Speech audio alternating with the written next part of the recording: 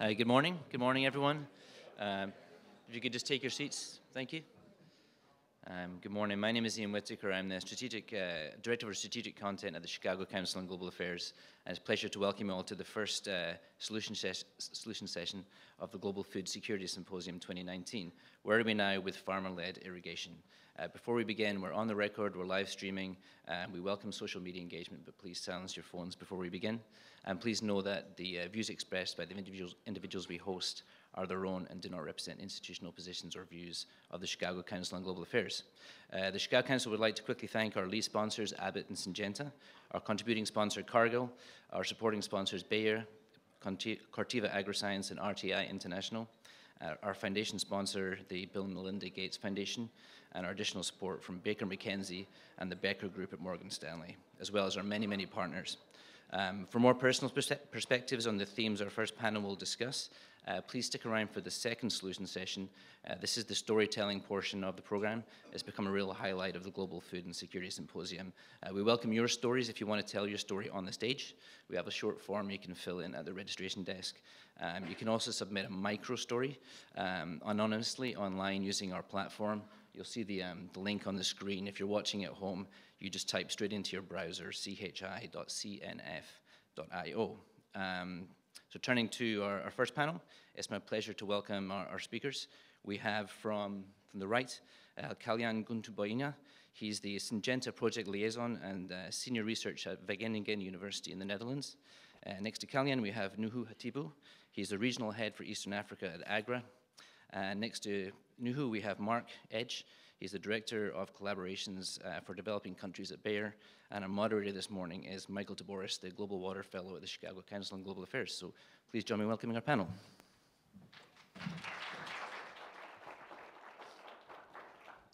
Thanks, everybody. Welcome to the Global Food Security Symposium. And thanks for being here this morning to talk about farmer-led irrigation. It's a very important topic. We have an excellent panel with deep experience on the issue, and I expect a nice, productive discussion, and I'm excited to have your questions about it too. So we all know that meeting rising food security needs requires more agricultural intensification, especially in the places that are not as productive or not as mechanized. Most of the farmers in the world are smallholders operating on 5 or less acres, and for them, irrigation is a major strategy for increasing their production. It has lots of benefits. It provides security against climate change, against weather variability. It provides the opportunity for crop diversification and a more nutritious diet. It offers substantial income opportunities for small farmers. So in this context, farmer-led irrigation has become a focus of discussion for obvious reasons. But it's always a little unclear exactly. You know, we have lots of different definitions of it. And so I want to start right away with Nuhu, and I want to ask about that. Could you frame up for us a little bit what we ought to mean by farmer-led irrigation and why you think the emphasis has sort of shifted to supporting it and speaking about it seriously? Thank you very much. Good morning, everybody. The farmer-led irrigation, and from my point of view, I like to add farmer-led smallholder irrigation, because you can have farmer-led that is large-scale irrigation. So we really need to make sure that we're talking about farmer-led smallholder irrigation. It is basically a business model for distributed irrigation, in a sense that it's an irrigation that requires minimal need for collective action. So it is a business model that has got several aspects, and the main one is enabling smallholders to afford either to own or through hiring services access and commercial utilization, the beneficial commercial utilization of irrigation systems. Now, the main aspect of it is the fact that it enables you to install it nearly everywhere where there is water, or you can create source of water through rainwater harvesting and the storage. Now, the key element, which we've seen in both in Asia and Africa, where it has worked, is the technology that you're using. The technology needs to be, of course, as modern as possible in terms of efficiency and cost. And it also needs to be easily available in terms of supply, operation, and maintenance. And it requires improved capacity of the smallholder farmers to be able to run those things, to own and run them more effectively. Why are we giving a lot of emphasis to it at the moment is the fact that, okay, first of all, it is happening on its own, okay? Even in Africa, where we think there's very little irrigation, you find actually smallholder farmer-led irrigation is much bigger. If you go and visit many of the large schemes built by governments with the support of the World Bank, you see that the downstream individual developed systems by smallholders using actually the drainage water from the main irrigation is often larger than the original irrigation schemes itself. So the smallholders have already actually shown that they can do it. And if you look, of course, in countries like South Asia, last year when we met in Kigali with Dr. Tushar Shah from IMI, who said in the last 50 years, smallholders or smallholder irrigation systems have added more land into irrigation than the 200 years of public supported irrigation systems. So that is why we need to pay attention to it. That's excellent. I sort of want to real briefly follow up. So if it's happening a lot, why do we need to support it? Right? I mean, if it's happening sort of on its own, what's our role in that? Okay, the issue is, why do you want to support something? Why should we continue supporting something that is reaching very few people, rather than actually supporting something that, first of all, is happening organically, but with very little support, you can increase the productivity and the efficiency 10 times at very low sort of like cost per returns that you're getting. So the reason for supporting it is the fact that there is, of course, still a lot of way to go, but I think there is evidence that it works. There is evidence that you can reach a lot of people very, very quickly with minimal investment. Great. So Kalyan, obviously, we're talking about poor people a lot of the time, or farmers with very low incomes. So financing becomes an issue here. Can you talk a little bit about how to overcome that obstacle, or how to reach very low income farmers? What are the major strategies there? Are they adequate? Sure, Michael. I think small farmers, they really understand the importance of water more than anybody else, because their livelihoods is dependent on them.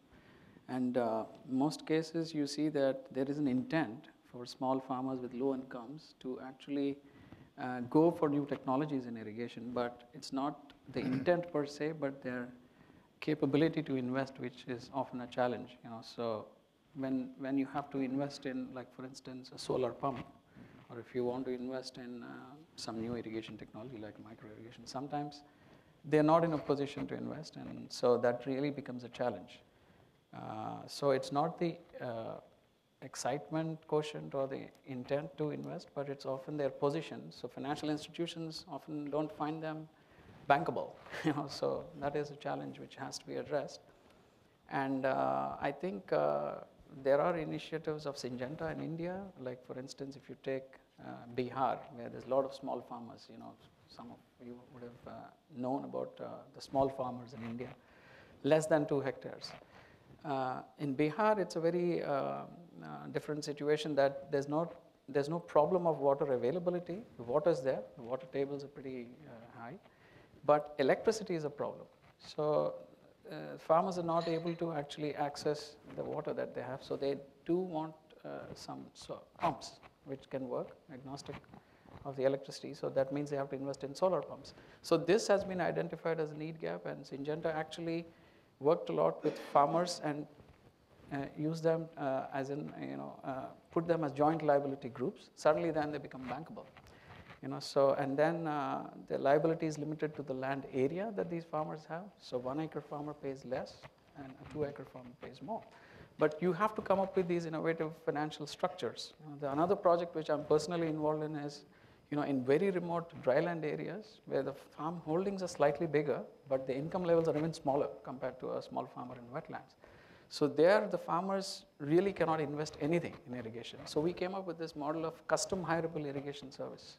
So irrigation as a service, you select some rural entrepreneurs, some polytechnics, or even slightly qualified people in the neighborhoods, in rural areas, and you make them water entrepreneurs. And you need to have a technology which can also deliver. So we used what is called the traveler irrigation system. We kind of retrofitted it with a pump, and that is now picked up. So a farmer who cannot invest in a high-tech irrigation, say for deficit irrigation or regulated deficit irrigation or alternate irrigation, that is to time the irrigation during critical points, they just use it like a custom hireable service. They call this water entrepreneur, and this guy is coming and delivering. So I think you have to continuously innovate and come up with new ways of reaching, and also try to counter this problem of financing. It is possible. Great. Mark, I know that Bayer and NetFM have done some work on small irrigation systems, drip irrigation. Can you talk a little bit about that and how it applies to irrigation scale-up? Sure. I think the first thing to comment is as a private sector company, you realize very quickly that you don't have all the pieces of the puzzle, so you have to work in collaborations. So Bayer, a couple years ago, started what we call Better Life Farming Alliance. And NetFM is one of the companies that's part of that alliance together with us, but there's also IFC to handle the financing, and then there's Swiss Re to talk about the insurance. And the whole concept is to try to put together a system that's going to put together value chains that have the pieces of the puzzle there together that can actually develop those systems. So it just started a couple years ago. Our first example of some success in this area is actually in India with Uttar Pradesh with green chilies, where they've gone in and they've started with just 20 farmers to develop and really work on a holistic system about how to improve their productivity. And in the 2 years since then, first of all, it's grown from 20 farmers to 1,600 farmers. But incomes, yields have gone up 103%, but more importantly, incomes have gone up by 176% in that example. So this has a high level of training. There's a lot of involvement in there. The challenge that we are faced with is also how to scale these things.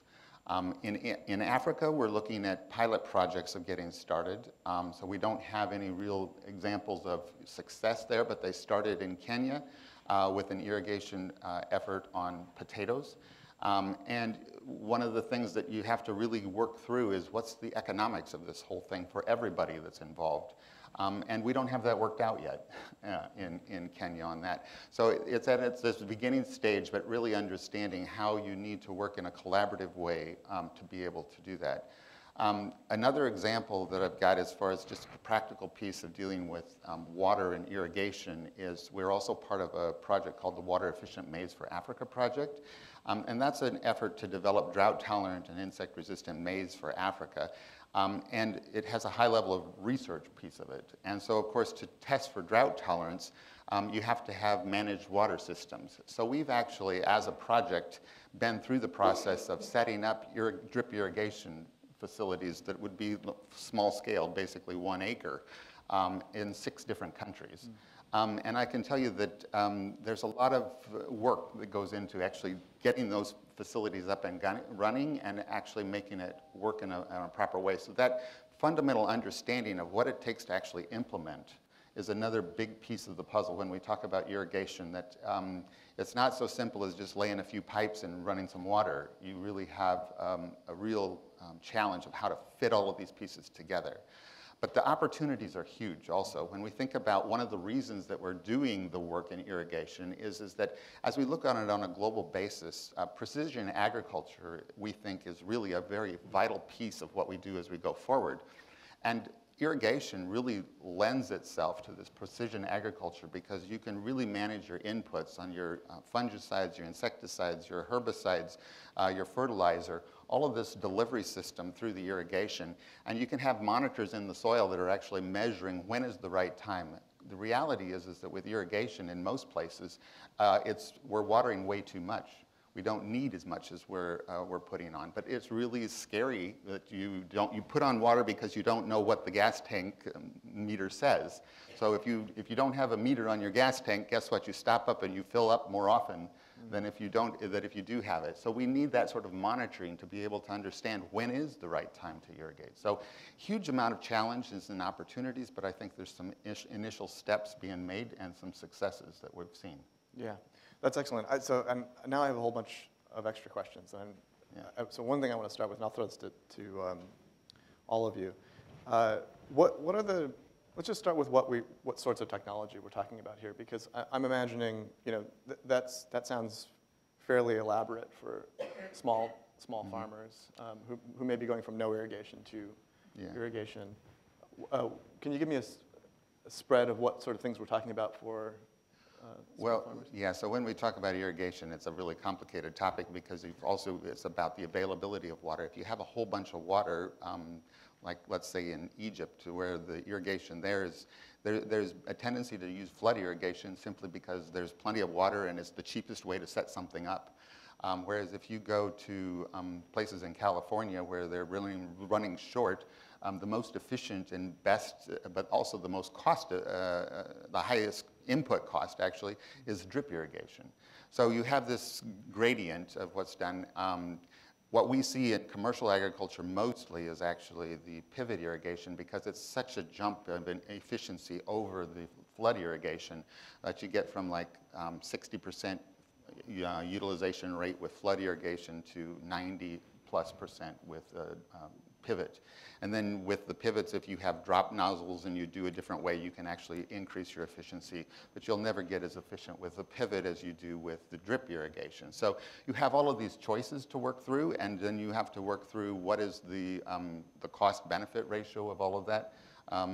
So there's no simple answer to that, but I do believe that the movement towards sustainable intensification, that water is your #1 factor as far as your sustainable intensification.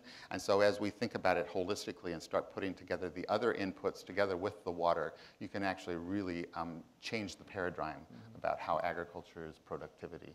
And I think we also have an opportunity to start thinking about it instead of productivity or tons per hectare, start talking about it in tons per metric cubic meter of water or something. We need to talk about efficiency in the way that we're measuring and looking at it as the efficiency of the use of the water instead of the use of the land. So, I was going to ask, does that comport with what you're seeing? Okay. Let me just add on the sort of productivity, and it needs also to move from metric tons to actually dollars per meter cubed of water. Because again, even when you look at where smallholders themselves are actually investing and trying different irrigation systems, they always start to use it for high-value crops in order to get the returns. But in terms of technology, myself, I divide it into two parts. There is the sort of like supportive technologies that basically need to be deployed by public institutions. One of them will be remote sensing for resource mapping, for example. It's very, very critical, because one of the main issue of any development of irrigation, especially when you are trying to use underground water system, is there is a lot of caution. But basically that caution comes from the fact that we're not sure how much resources is actually there. So you need to use some of these high-level, high-tech technologies, for example, just to map resources and to actually know what the resources you have. So that's the first part. The second part is, of course, the resource itself. So we need to think about technologies, and my favorite, because that's my work, rainwater harvesting, to actually create water from every drop that comes from rain and make it available to drive the irrigation systems. So there's technology to deal with the resource part. I just given those two examples, but there are several others that can be given. And some of those resources also, that's probably where public intervention can go, because it is something that you do which benefits everybody. Then the resources that you use on the farm. The experience that we are seeing is that we need to look for resources where the operational costs are as low as possible. And certainly solar-powered pumps, for example, provides you that. That's one of their main qualification is that, of course, it is costly to install it. But after that, the operational cost is almost zero until, of course, you need to replace it. Now, that enables sort of like easier interventions. One of the things that, for example, we're thinking as we develop our program in Agra is having an irrigation, smallholder irrigation development fund that can support the acquisition of the technologies. And the more you move to technology that requires very little operational cost, then that fund can be very useful. Yeah, I think when it comes to technology options, you also have to take into account, in addition to the economic viability part, which Mark has already talked about, the economic benefit, but you also sometimes have to be aware of the technical feasibility. Like for instance, you cannot use a surface drip if the farmer goes for a crop rotation. You have to go for a subsurface drip. So I think it's very contextual. Also, when you have, for instance, larger land parcels in contiguous areas with a fixed water source, you can go for center pivots. For some strange reason, you don't find center pivots in India. I think it's a very efficient technology. Now, they've also made modules for less than 10 hectares as well. Earlier, they were big, pivots. So I think it is a very contextual thing, and sometimes you also have to bear in mind that certain things, water use efficiency is definitely the guiding principle, but also you have to take into account the practicalities involved. So I'm switching to the other side of this because, I think for a long time, when people talked about smallholder irrigation, they thought about it as a primarily technical challenge, where the issue was just there's a gap in the technology. Can you get the technology to the smallholders?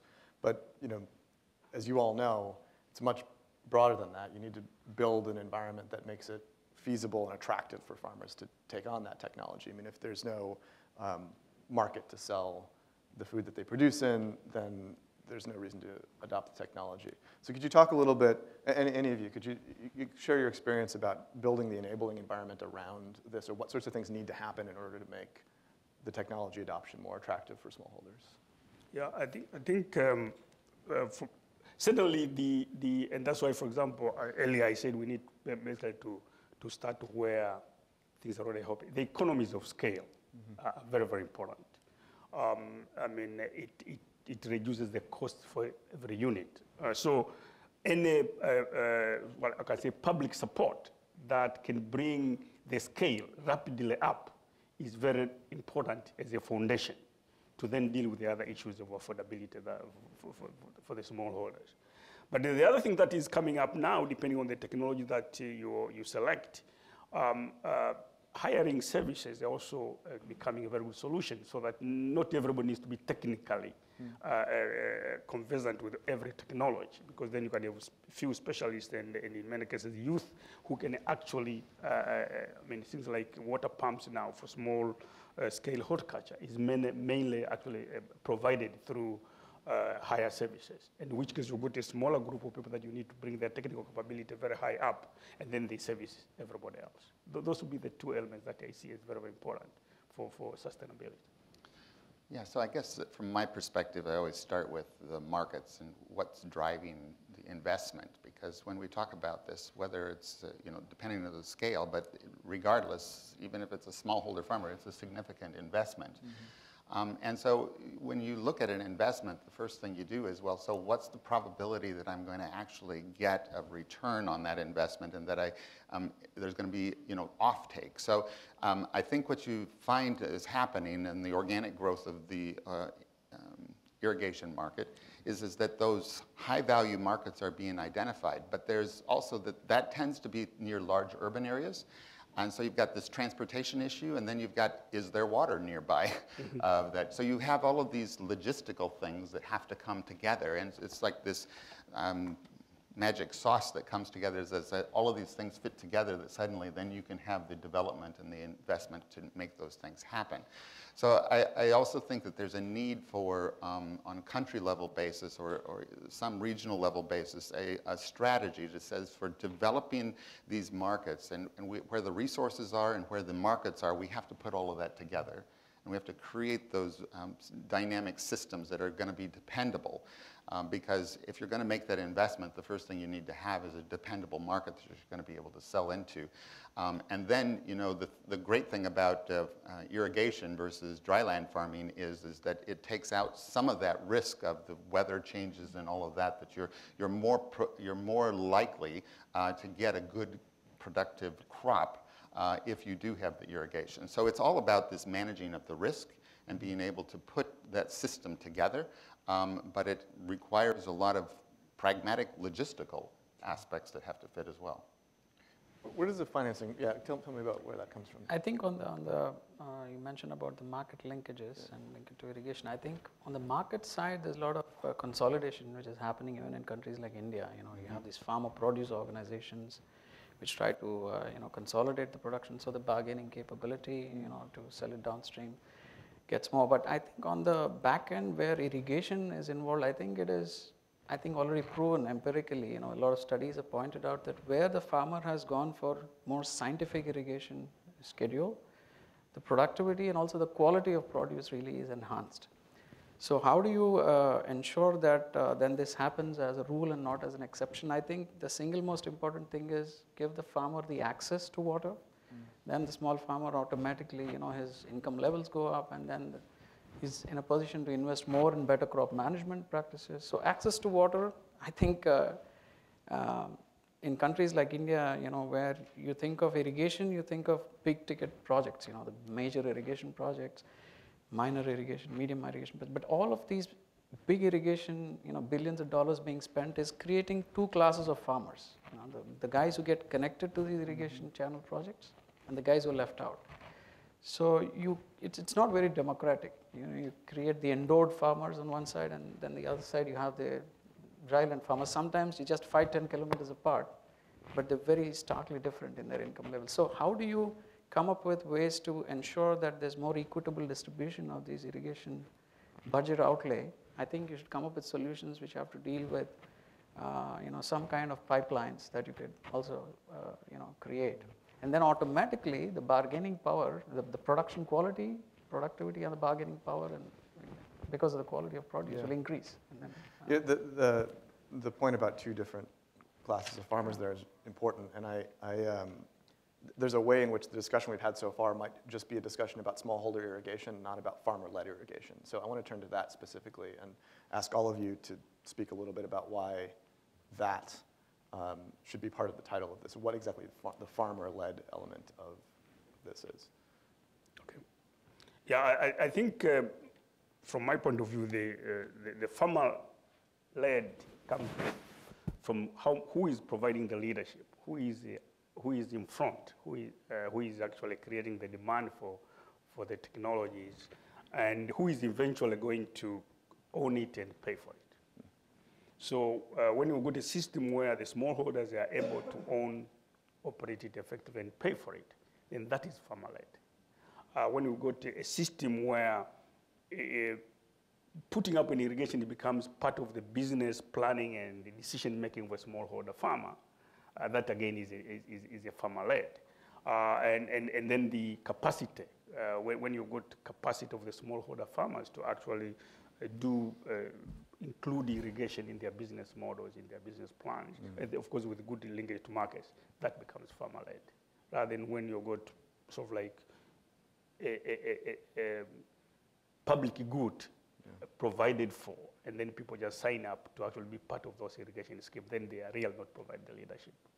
Are there things that need to change at the policy or government level that would make that more possible? I mean, that you see regularly as an obstacle to that, or things that would help it? Yeah, I think what needs to change is what governments do. I mean, what has happened at the moment is that we've had irrigation has been seen as something that needs to be done 100% by government. And the assumption that if the government does not do it 100%, it will not happen. Okay? So what needs to change is what do the government do to support an expanding private sector supply, demand, and use of irrigation systems. So for me, I'll say government needs to move its efforts into R&D, skills development, and what I said earlier, resource mapping, and being able to provide information of where what is possible. And then also to move towards reducing the cost of investment through smart subsidies or smart system for reducing the cost of financing. And then really allowing the private sector system to grow, but looking at holistically across the entire value chain of supply, from the suppliers of technology to the operators, and actually supporting that system. That's what everybody nodding at that. So go ahead. Take your turn on it. Yeah. Well, so from my perspective, first of all, I grew up on a farm and my family still farms. And it's, as a farmer, you tend to not think of yourself as a leader of developing a market. I think, so it's, you know, farmers have a mentality that you're receivers. You take what you can sell, and it's like, we're not in charge of this whole thing. When you say to me farmer-led, what it means to me, I guess, is that you're empowering me as a farmer to be able to make the investment decisions and giving me the environment, and that I can make my own decisions about how I'm going to do it, but I can't create this environment that's going to be able to do that. All I can do is say, I'm in this environment, and now I can figure out how to capitalize on it. So please empower me as a farmer, but don't expect that I'm going to develop the market all on my own. And I think that's this challenge, is the balance of that. And you know, here, even in the US, I wouldn't call our irrigation farmer-led. I would say it's very much farmer-empowered, that the farmer has a big voice in what is done and how it's done, because it's their livelihood and their business. We have a system in place with rules in government and rule of law and how to settle these issues, because if you want to bring up a topic that people are going to fight over, it's water.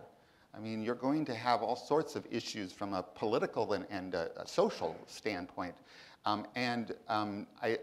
think it's a bit of a conundrum for all of us to say that we want the farmers to be empowered and to be able to lead, but just calling it farmer-led irrigation, sort of like, is that abdicating everybody else that needs to be involved? I don't think so. So I just need to make sure that we think about that farmer perspective of what they can actually do and how they do it.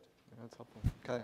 Yeah, policy interventions sometimes also have a bearing. You know, it needs the support of farmers. For instance, if you take some state governments, you know, again in India, for instance, there was earlier policies where, you know, there was no incentive for a farmer to go for more efficient irrigation. For instance, you know, there was almost free electricity.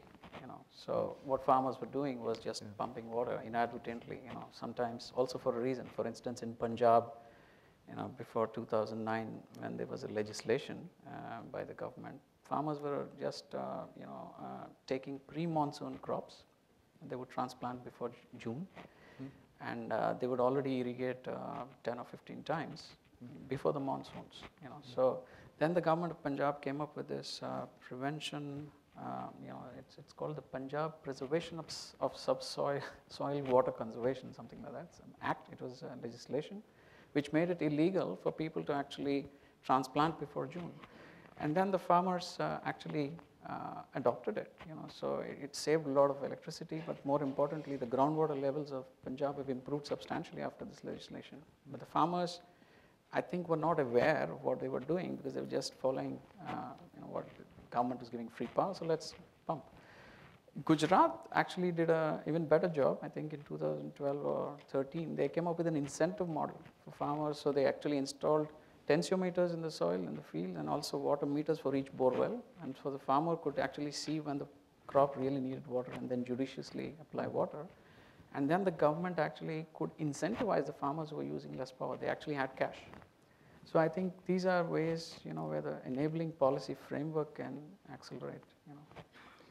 At the risk of picking fights, I'm curious about your attitudes about subsidy for farmers for taking up technology or for encouraging irrigation, because I know it's a controversial topic, but I'm real curious to hear what you all think about that.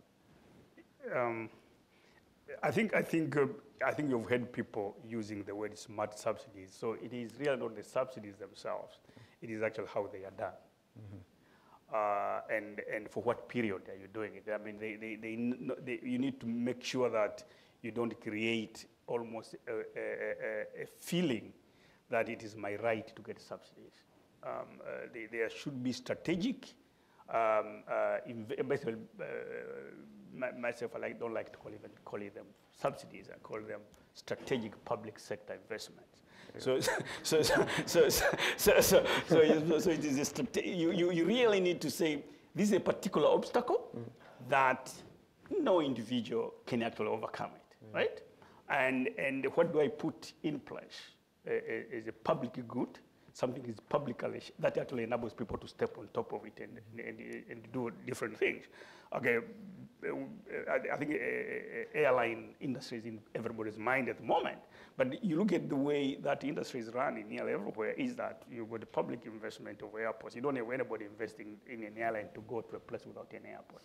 And then you don't have anybody actually building airports. But immediately you actually put those airports or roads, whatever, on, you find a lot of investment. So that is the strategic nature of it. So we really need to look at these systems for supporting smallholder farmers. What are the strategic investment to remove certain obstacles that are public obstacles, then enables a private sector investment to take root. Yeah, I guess from my perspective that first of all, farmers don't want to be dependent on subsidies. They want to be independent and be able to, first of all, the dependency disempowers them. So if you're empowered to be in charge of yourself, you don't want to be dependent on a subsidy. But there's two things that subsidies in agriculture really do help with, and I think that we have to recognize that it's a part of agriculture. And one is infrastructure needs to be helped there, and the other is managing risk. The risk is really the main reason that you can't get financing. Because you go to the banker with your plan and you say, well, I'm going to grow this crop and I'm going to be able to sell it. And they say, yeah, but what's the probability that you're actually going to get the yield that you say? Or what's the probability of a total disaster? And here in the US and in Western Europe, if you lose your crop, you're going to get like 85% of your income. And so the bank is going to lend you the money because that money is there for managing that risk. For smallholder farmers, by and large around the world, there is no safety net for them. So they're much higher risk and they're making very logical decisions about their managing their risk. So I do think that there's a role for those things to build infrastructure and to manage the risk, but you don't want to create a dependency. And I think it's a really hard challenge to find that balance, but it's really essential to find that balance for irrigation to take off and really create that sustainable intensification that we need with the limited water resources that we have. So I think it's a challenge for all of us in the room to figure out how to find those balances of make those things work. Yeah, I think most subsidies sometimes don't actually differentiate between the beneficiaries. A small farmer and a big farmer also get subsidized, which I don't think is a very good thing to do. But I agree with Mark that these days I don't think farmers are really looking for subsidy. They are looking for interventions which can actually, for instance, if there's an option for a farmer to go for some kind of seed capital, and then he can, or an interest subvention on a loan. I think those are better structures than grant in aid, but then that's seen as something which is not earned, so he doesn't take it very serious. So when there is some kind of a risk-reward structure, in that capital investment, I think then it's more seriously taken. So. Well, I'm going to turn to audience questions in just a second, but before I do that, I would love it if if you would all share really briefly one specific case that you think sort of exemplifies progress in farm-led irrigation, something that jumps to your mind if you have one. You are the farmer. You are the farmer. Oh, yeah, a specific case. Well, actually, I was just in Kenya last week, and I was talking with a local guy there that actually lives close, and he has a local farm, and he lives close to Nairobi. So I asked him about irrigation, and I said, so what is the situation in your village, and what are the opportunities for irrigation? And The sad thing for him, I guess, was it was so beyond what he could even imagine that was possible, because they have one borehole in the village, and his father actually runs the borehole, and the borehole you have to go down 150 feet to get to water, and you know the amount of the water that comes out of that just isn't sufficient. So, you know, he's probably in an area where you would say strategically, it just doesn't make sense to try to put irrigation in there because the resources aren't there. He has all of the right things. He's close to Nairobi. There's a market that would need to be there, but yet there's just, you know, a piece of it that's missing. That seems, and maybe there's more information that there's somebody, you know, the thing is that he's operating and I'm operating right now with a lack of real information. I asked him, I says, well, how do you know what the water table is? And well, he had to call his father and ask. He didn't really know. And, you know, is that water table variable? Is there more potential there than what they perceive? We don't know. So I think, you know, you get to those personal situations of people where your particular situation and what can we do? Sometimes there aren't simple solutions for those. So I'm sorry to, you know, it's not a bill uplifting that we've got a real great solution there. I will say that, you know, on the Water Efficient Maize for Africa project, when we're testing for this drought tolerance and in the trials there, we can certainly see real progress being made on the technology side of putting this together that you can improve the genetics of the crop so that you use less, you use the water much more efficiently. And so we see, you know, increases of 20 to 35% increase in yield under those circumstances where just because you're improving the genetics. So yeah, there's a lot of really good things going on, but when you get to the specifics, there's some places where it's going to be very difficult to be able to make a difference. And you know, that's where that rain-fed situation in Machacos, he's going to do better with better seed, but he's not going to have irrigation probably. Yeah, okay, so I'm glad you ended with Machacos. Now, 70% of rice in Tanzania is grown in Machacos. It's grown in the driest area of the country, 7%. None of that rice actually draws water from rivers. It actually uses water that will evaporate anyway. So and this is something that has been there for quite some time, and it is developed very well. And this is what I said earlier, that farmer-led smallholder irrigation is happening anyway. They just need to support. So in that system, what happens is that you're in these areas of central Tanzania, all the way near Lake Victoria, where there's very little rainfall and very high evaporation rates, and the water will disappear anyway within a few days. And people build a system of channeling that water through rainwater harvesting from maybe 10 hectares of land. Instead of allowing it to evaporate uselessly on those 10 hectares, you channel it to 2 hectares at the ratio of 5:1, and then you put enough water in a field to actually grow rice. For me, that is a good example of spontaneous, no public investment kind of farmer-led irrigation that is developed. It is actually large, and I will invite everybody to come and look at it in the country, and we'll see what is actually possible from that example. Sounds great. Go ahead. Yeah, I'm very involved in this custom hireable water service model for dryland farmers in Andhra Pradesh, state of India, part of the Syngenta project. And there we've seen that the dryland farmers are often dependent on the rains. They take the sowings of groundnut during the rains, and then they're basically waiting for the next rain. And the farmers know that if there is no rains during there are 5 critical stages of groundnut crop, that if there's no rains during that time, then their yields drastically go down. Sometimes they don't even recover the cost of the inputs. The basal application of fertilizer and the seed cost also cannot be recovered.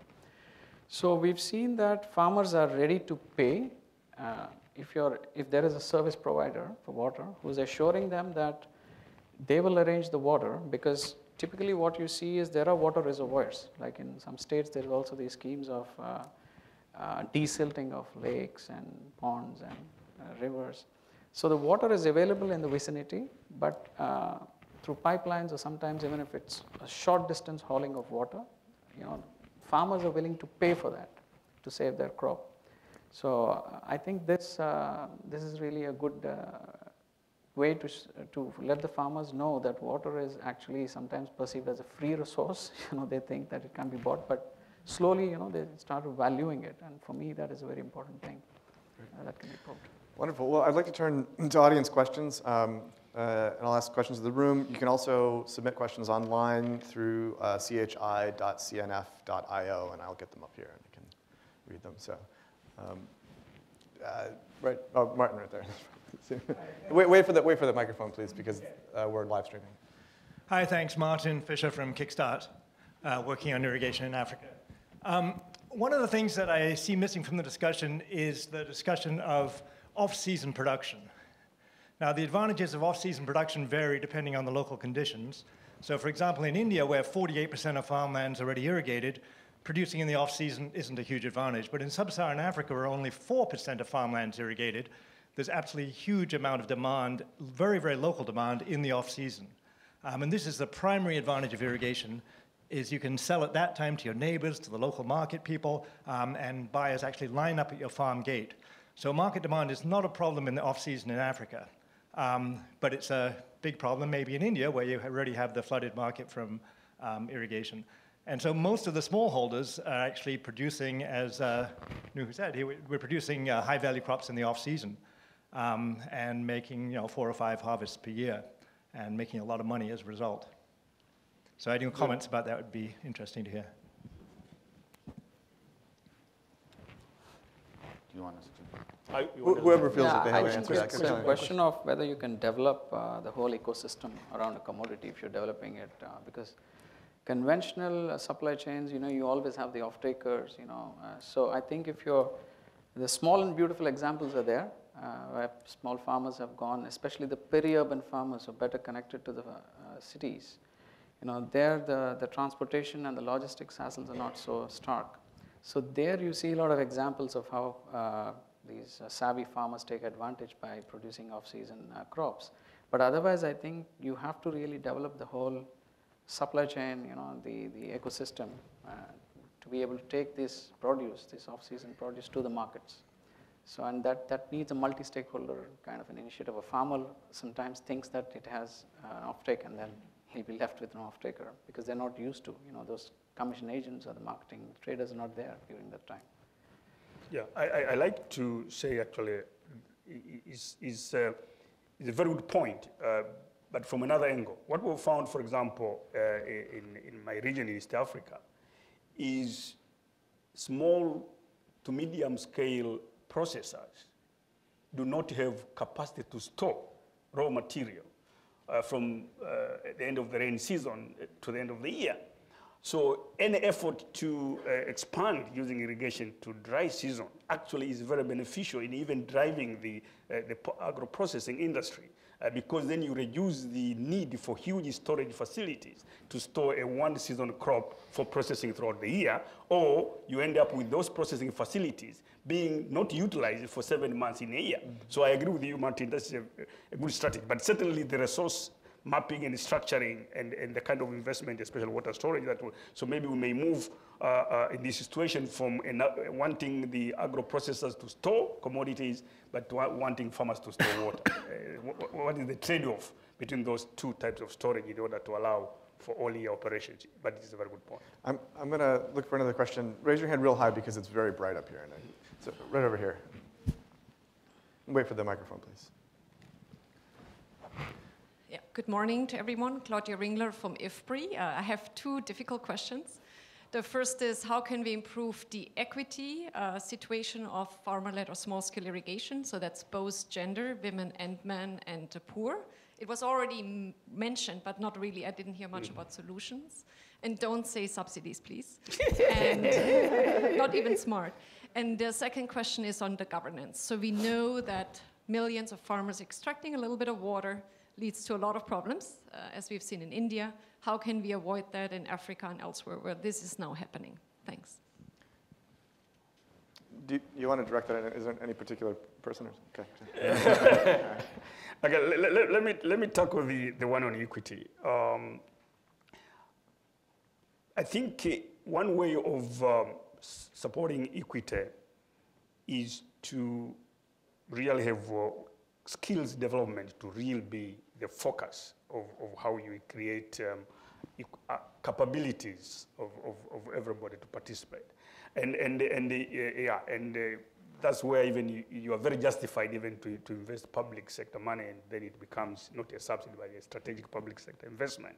So for me, I'll focus more on skills development that allows people to be able to engage and to do those things. Because once you are skilled mechanic, it doesn't matter whether you're a woman or you're a young person, people will come to you because you are a skilled mechanic for repairing pumps and so on and so on. For me, that will be my entry point in terms of pushing equity.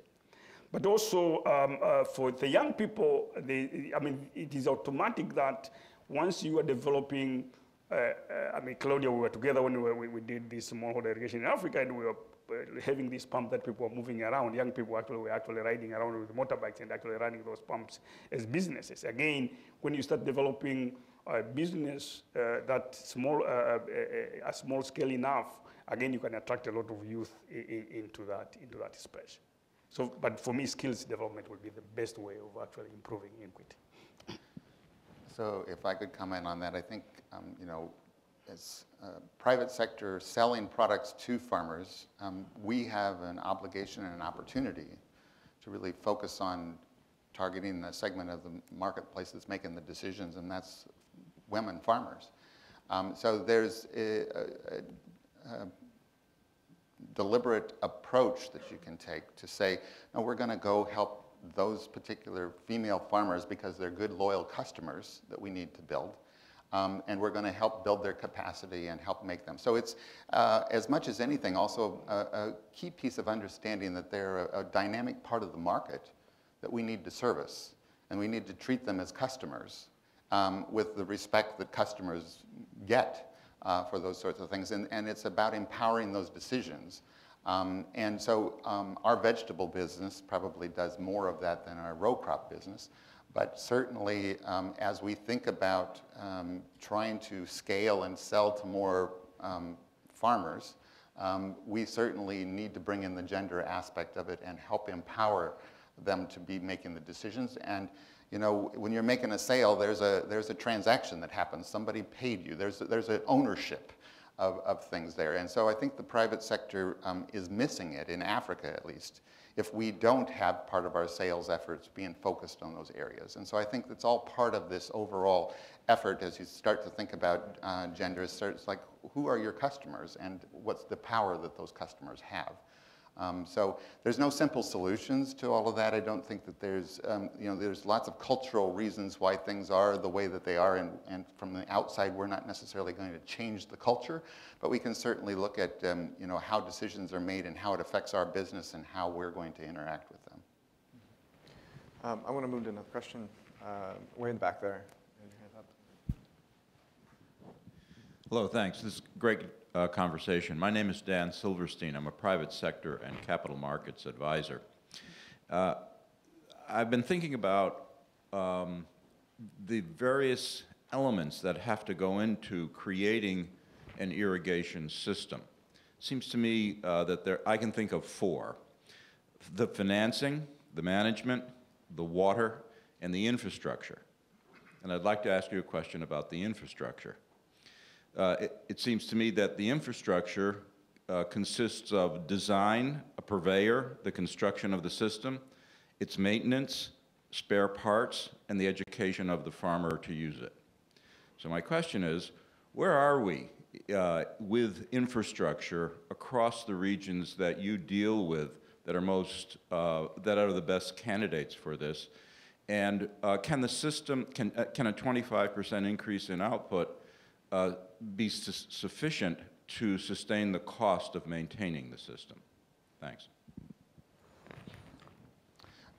So I can just say that myself, I've interacted with a number of irrigation companies that are working in developing in Africa. So there's a presence there. For Netafim is one of the companies, but there's US companies.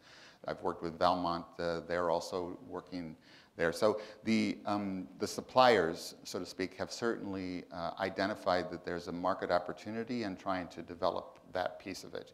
I think that we need to defer to those folks that are actually in that business of delivering the the mechanics of all of the irrigation to answer specifically what are the biggest barriers and what are the challenges of that. But I do see it growing, but it is, I think that their biggest challenge is that then this whole system of creating that there's a offtake market that's going to be reliable to create that we make the investment is not necessarily as well established as what we would want to drive the development of the business at the growth rate that we want. So I'd say it's there, it's nascent, it's growing, and there's lots of opportunity, but it's going to still take some time to develop those things. Yeah, I think the large infrastructure projects around irrigation also sometimes need government clearances, because you have to build these canals over land, sometimes which has to be procured from farmers, and then it becomes a very politically sensitive issue. So you need to come up with a PPP framework. If there's a private player who's interested to construct an irrigation project, which costs tens of billions of dollars, first question is, how do they deal with the land issue, the land acquisition? The second will also be, what is the revenue model? So is there a water user association which will take the onus of paying for using that water? So all these things, I think it needs a proper, well thought of PPP framework, like they've done it for airports, for ports, all other infrastructure projects. So if you see irrigation as an infrastructure project, you have to think of a revenue model. So. Yeah, and just to, when you think about the farmer-led irrigation, some of the infrastructure is cross-cutting. I mean, there is a very small amount of infrastructure at the irrigation end, where, for example, you're using a tube well and a pump and a few pipes. The infrastructure is basically very far from the irrigation. I'll give you an example. What I talked about earlier, resource mapping for underground water use. The main infrastructure for that is remote sensing, which is globally available, almost free of charge. And it is maintained by other users. But that's the main infrastructure that goes into resource mapping. So one issue that we need to really look at is, where are the possibilities of using infrastructure that is already available and paid for by other users? So here's a question that came in online, sort of interesting. In what capacity do you see this as integrated with drinking water and sanitation issues? Because irrigation infrastructure is often multi-use for small farmers. Is there a wash relationship with this? Well, the aquifers are the same, when the rural areas, the groundwater is the same, which they use for irrigation and also for, sometimes the irrigation canals, there's a difference, but a lot of farmers in rural areas still depend on groundwater for drinking. So I think there is definitely an overlap there, but the consumption of agriculture is much, much more than drinking water, so it's completely different. So I think that there's an opportunity to think about that it's for both, and that when you use water for wash or for the urban, for drinking and that sort of stuff, what we ought to be thinking about is, okay, that's going to turn into wastewater, and how does that get into being a part of the stuff that you can use for agriculture? So I think that there needs to be connection of them, and of course they've got different standards and different needs, but there's no question, we've seen it, here in the U.S. in urban versus rural challenges of water in California. The more you can do of using the recycling and put this into a holistic approach and say, use all the water as efficiently as you can to get the most value out of it for society, the better. It's just really, really hard to coordinate all those things to make it happen. I'm going to ask for one final question. Way back there on the right. You right there, ma'am. Yep. Yes. Thank you, Paula Caballero, RARE. I have a question about climate change. You've mentioned drought-resistant varieties, but I haven't really heard the word climate change very much. And irrigation is obviously a very key point to resilience of agricultural systems. How are you all building in future climate change scenarios? Because a lot of what you're looking at is just climate variability and not long-term climate change. Some countries have agriculture included in their nationally determined contributions, i.e. their climate pledges, but insufficiently so. So could you speak a little bit more about climate change issues, how you're building them in, where the gaps are and what needs to be done to increase climate change literacy amongst different stakeholders from the whole supply chain, the likes of you, all the way down to the smallholders. What is needed there? Thanks. Okay, well, I can take a stab at that first. I would say that as Bayer, as a company, we're definitely looking at this issue of climate change and adaptation. As we think about it, first of all, the sustainability has to be built into everything that we're trying to do, and you have to look at this holistic systems. We're making efforts to have a carbon zero approach to say we're going to reduce the footprint that agriculture has in its carbon aspect. But when we speak specifically about water on that, there's no question but what the demand and the need for more efficient use of water is going to be critical. And there's many different ways to address that. First of all, you have to think about mitigation, and then you have to also think about adaptation. It's two separate pieces of the same puzzle that have to come together. There's precision agriculture that is being used to really say, how do we measure when you need to put on much water, how much water you can get, and how do you maximize the revenue per unit of water that's delivered out of that, to really start to use digital tools and all of this technology that's out there to address that challenge. Then there's also the approach of the adapting the crops and saying, not only should you necessarily maybe change the crop to one that uses less water in that particular environment. For example, sorghum uses less water than maize. So sorghum may be a more drought-tolerant, better choice in some areas than maize. But then, you know, lettuce uses a whole bunch of water. So, and there's not a lot of nutritional value that comes out of that. So there's these balancing off of all of the different aspects that need to be put into. But you can use the technology to change the crop to be more efficient of the water that it uses. So I'd say it's a combination of mitigation and adaptation, bringing those two things together and using all of the technologies that are out there to think about it holistically and build it into your systems of that everything that you try to do as a company is really about increasing your sustainability and addressing all of those issues that are wrapped up with climate change. So it's so central to everything, but it becomes nothing because it's everything. And that's the challenge of you know, talking about it in generalities, I do think. So I'd love to continue talking about this, but we're out of time. I see that there are a lot more questions, but we have a break now. So you have an opportunity to speak more about it and to come to talk to us. So thank you very much for your attention, and let's thank the panel.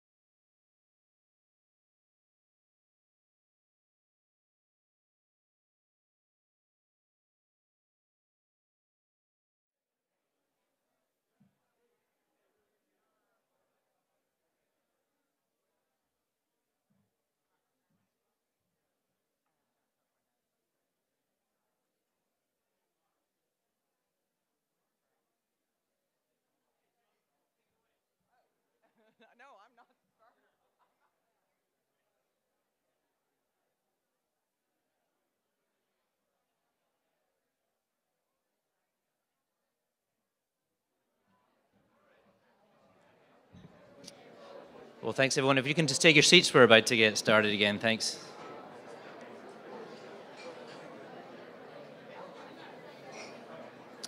Thank you. Ladies and gentlemen, if you can just take your seats. Thanks. So good morning. Welcome back. I'm Ian Whitaker. I'm the Director of Strategic Content at the Chicago Council on Global Affairs. This is the second solution session of the Global Food Security Symposium 2019. We're asking the question, what makes water personal to you?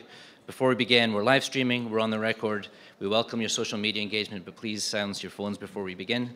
And also know that views expressed by the individuals we host are their own and do not represent institutional positions or views of the Chicago Council.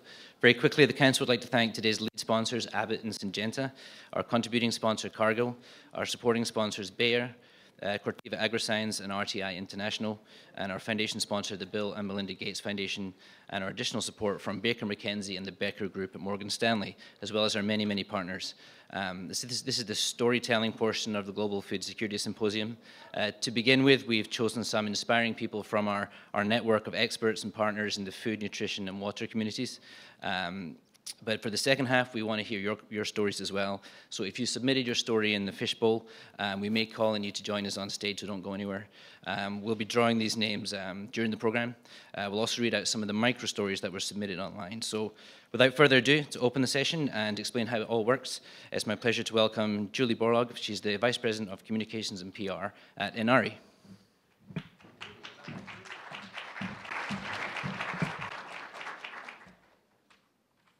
I'm going to use my notes so I don't actually make up rules for the Chicago Council today. But welcome, good morning, and welcome to the best growing session of the Chicago Council of Global Affairs. And thank you for continuing to do this. So I'm going to go through the rules real quickly. The event is modeled after a moth story slam, although it is not affiliated with it. Each storyteller has 5 minutes to share your personal story. It is not a personal statement. It is a personal story. I might just wave at you if you're doing a statement. Just go back to the story. A bell will ring, and that's a signal for you to wrap up. There's our bell. We will begin with a pre-selected story before we go into the second rounds, where we'll use the fishbowl. I'll call out your name before the next speaker so you can kind of mentally prepare before you come up and do your story. Take a moment and write your name on an index card if you'd like to share your story on stage. You will have, again, 5 minutes. I'll read some anonymous stories that should be coming up on this. I only have one, so please, please give me a few more. Make them short. And you can submit them through the conference iOS system. And please type chi.cnf.io into your internet-enabled browser and select today's program to submit your anonymous story. And you do want to start with, and I lost my place, that water is important to me because. So make sure, again, it's a story. And I'm just going to take a few seconds to tell you why storytelling is so important. If you've ever sat with me, that's all I do is storytell, or so I think. I've been in communications and agriculture for a long time. I've done international development, so I fortunately have a lot of great stories of the people I've met. When I'm talking about biotechnology or the needs for people in Africa and other developing countries and what they need, it is not science and technology that wins the argument or convinces anyone. It's a personal story from their point of view that I share that makes people reflect and often change their mind, or at least be willing to actually have a conversation. So in agriculture, we're often misunderstood and we're a little too technical sometimes, so we need to move to storytelling. And the Chicago Council realized how powerful storytelling was a few years ago. So please, I encourage you, not just here, but when you're out, God forbid you're sitting in an airplane next to me, but storytell about the power of agriculture, not about the science and technology, but what it has done to enhance and touch lives. So we're going to move on to the first story telling, and it's going to be from Ashley Black. And Ashley is going to start the tone, and I've already kind of talked to her about her story, and it's really personal, and it's really powerful. So remember, that's kind of how we want your stories to go.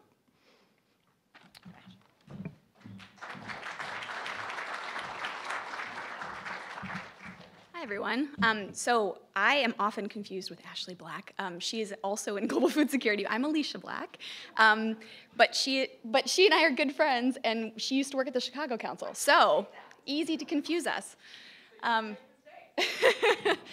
I wanted to tell you a story today about a field visit I took. So about 10 years ago, I was on a field visit in Mali. I think I crisscrossed several hundred kilometers on that trip, Mopti, Segu, saw a lot of different small-scale farmers. I was traveling with the World Food Program at the time, and we were trying to look at a whole range of things related to a program they were starting called Purchase for Progress, which was trying to procure from smallholder farmers.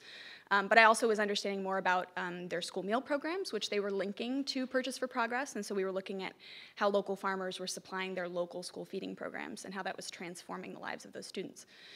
And so on one of the stops to meet with a couple of communities, we stayed with this group for maybe 5 or 6 hours, and we started the visit first visiting the school and seeing a little bit about the school meals program.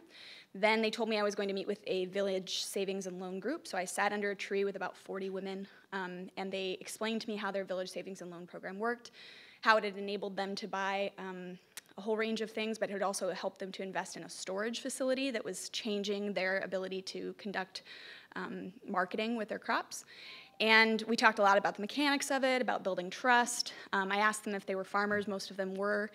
We had a great conversation, and then they said, okay, now you're gonna go meet with the farmers organization. I said, okay, so we got up, and as I got up, the entire group also got up, and we moved to a different tree, pretty much the same group, but all the women were also farmers. We sat down, and in that conversation, they talked a lot about water. They talked about the fact that they didn't have irrigation, that there had been sustained years of drought, or at least less rain than they were expecting. They were growing a lot of cowpea, and they wanted to diversify into other crops, but irrigation was not really something that was accessible to them at the time. And so we talked about other water management strategies they had been using. And I thought we had a pretty robust conversation about how water was playing into their lives. That was not the focus of the conversation, but it just kept coming up over and over because this community did not have great access to a water point. And so at the end of this conversation, I thanked our hosts. We ate a little bit. We talked a little bit more about their families and about the community and their needs. Water came up again. They wanted a borehole. And I was sort of struck leaving it at the importance of water for not just this community, but this comes up over and over when you meet with smallholder farmers, that just access to water is such an important component. And then as we're leaving, we're walking towards the vehicles, and a woman breaks out of the crowd and runs up to me, and she's speaking very emotionally and kind of loudly, and she seems almost upset. And she's speaking in a local language that I don't understand, and she's doing this. And she's pointing at me, and she's touching me, and she's doing this again. And so the translators sort of stop everything, and they listen to what she's saying, and at some point they say, she wants you to understand that water is not just for food, that water is not just for their business, that water is a matter of dignity. That if you cannot wash your children, if you can't prepare food that you know is safe, if you can't give them clean access to water, you are also stripped of your dignity. And she didn't want me to leave that conversation or that community thinking that it was a mechanical problem of a water point being close enough to her family. She wanted me to know that water was a matter of dignity. So that was the day my learning began with water, and I'm really glad to be here with you all today talking about water and dignity. Thanks.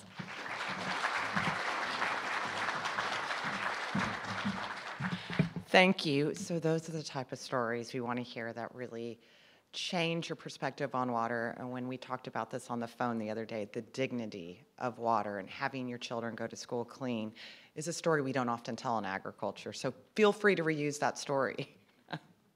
Okay, so next up is John Ding. He's a Next Generation Delegate, 2019. He's a BS candidate, and he is agriculture science at Earth University. So John, come on up, and let's give him a round of applause.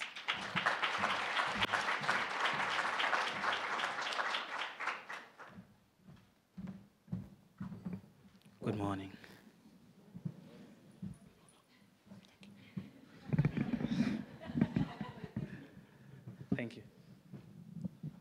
One thing we can all almost agree is that without water, there's no life. And with water scarcity, all of us are threatened. My name is John Awil Cholding. I was born in South Sudan at the time when the civil war was at its peak. So for safety reasons, my family fled to Gambela, Ethiopia, and later moved on to Kenya, Kakuma refugee camp in 2001. Today I would like to share with you one of the experiences that marked my life when I was living in the camp for 7 years. Water. I'd like to ask you a simple question. Have you ever had to skip a meal because of water? Or have you ever had to walk long distance in search of water? How did you feel? Like you would die, right? Now imagine someone how to skip a meal because of no water to cook. One of the experiences that I can remember very well when I was living in the camp was lack of accessible water. We lived in a place that was so dry with a minimum of 400 millimeters of precipitation and about a hot scorching sun of 75 Fahrenheit a day. We were boiling anyway. So the entire community depends on underground water, which we access through standpipes. In our community, we had one standpipes, which was open twice a day. It means it was open at 7 to 8 in the morning, then from 4 to 6 in the evening. We had 3 hours to fetch water. And each family in my community had to struggle for 3 hours to fetch water, or else they had to wait until the next day. I used to wake up very early in the morning to go and cure the standpipes before everyone else comes. Time was always not enough. Many people were struggles and quarrels in the lines. Some people go to the extent of trying to cut the line so they can be in front of others. And that caused a lot of fights where children were involved. I remember seeing families using sharp objects like knives and machetes to fight to secure water for their families. I remember occasionally missing school because I could not get water, or I was stuck fetching water. What I learned from that one is, every single life aspect of human being depends on water. Life was so unbearable in the camp because of water. I can't remember how many times we had to sleep without food because I failed to get water when I was going to fetch water. We had to make hard decisions between eating, cooking, taking a bath, or drinking. That was how hard life was, all because of water. So, let's talk about farming a little bit. How do you think people can farm in such an environment where there's no water to cook, to drink, or to take a bath? Occasionally, we used to take a bath on Sundays because we are going to church. So if we are not going to church, we have to debate from Monday to Friday how many days to take a bath. Sometimes it's not necessary. That's how bad it was. And with that experience, I can say that when I was growing up in South Sudan, we used to believe that water is an endless resource that's never going to end. I'm sure some of you had the same experience. But you and I know today that water is limited, right? And with a single drop of water lost every day, our life is threatened. That experience is what makes life personal to me. Thank you.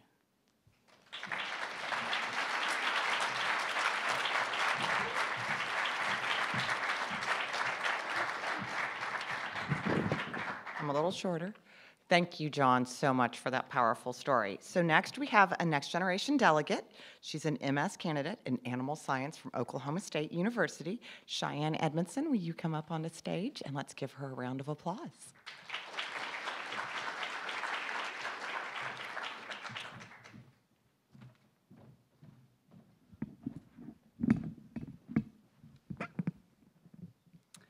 Hi, everyone. My name is Cheyenne Edmondson. I'm studying animal science at Oklahoma State. My experience, I grew up on a farm in southwest Minnesota, where we are incredibly blessed with plenty of moisture usually. coincidentally, we are blessed with a lot of rain right now from a lot of snowfall, causing a lot of floods, and so ironically, we have too much water.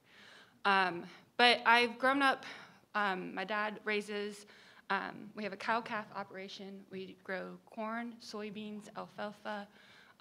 Wheat is a big area, or big crop in that area as well. And so I've grown up relying and seeing how much agriculture depends on rainfall. Being that that's my dad's primary job, we'd always be praying for some rain. And usually rain, if you prayed for it, it would come and it would downfall and it'd wash away your seeds.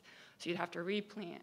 And then there'd be times where you would question whether it's coming at all. And so then we had just to wait it out, maybe even have to replant if the soil top surface got too hard and the seeds couldn't pop up because there was not enough moisture. Those are all scenarios where we wait for that rain. And so like we all understand, water is something we all depend on. We depend on it for all purposes of our life, and a lot of times we take for granted how important water is, I think, in the U.S. I know I take for granted it, even knowing how important it is on the farm. I am blessed to have it pretty accessible. But in agriculture, I mean, the livelihood and your way of life depends on this moisture, and so waiting on rain for your next harvest, or even for that crop to grow, to even have a crop at the end of, in November or September when you harvest. It can be really challenging in that aspect, and really determines if you're gonna have any food to bring on your table or any income to even support your family. So that's kind of the perspective I have with water. And I also believe farmers are really trying to combat, they realize that water is not something that's always going to be available. It's going to be something that's going to be, you know, you're waiting on Mother Nature to provide you that moisture. And so through genetics, even management practices, improved management practices on the livestock side and on the crop side, we're finding new ways through extension research and technology to minimize the amount of water we need to produce the crops and the livestock that ultimately provides food on our table. And so I see my dad doing this a lot in some of his practices. Using cover crops is one method he's been using, and trying to provide more pasture on cropland so that we have cattle able to graze that cover crop.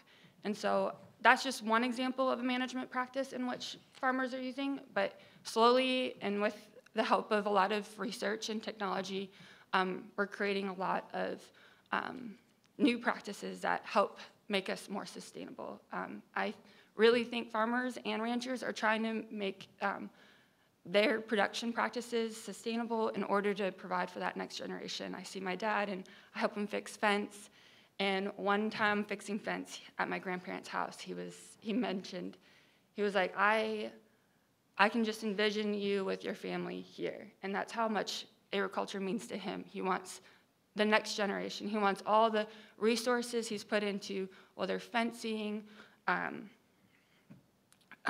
planting, livestock, creating you know, a new barn or a new shed. He's thinking for the future, and he's thinking ahead of his time to provide for the next generation, and using new practices to kind of start that, whether that's cover crops, whether that's using new crop varieties to withstand some of the drought conditions if there is drought, or even in wet spots within the fields. He's thinking ahead, and so that's what agriculture and water means to me. It means food on our tables, not just for the farmers and the ranchers, but for their neighbors as well. So.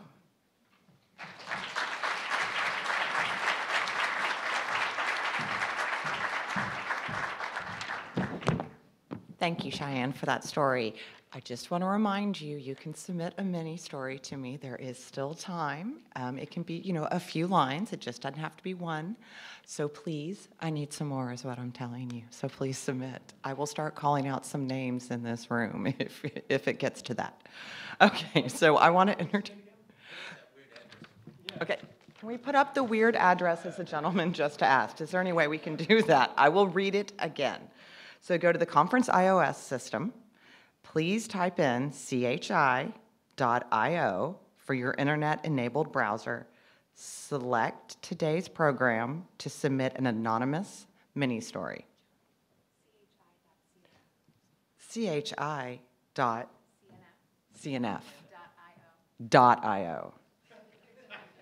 Gosh, what a bad moderator today.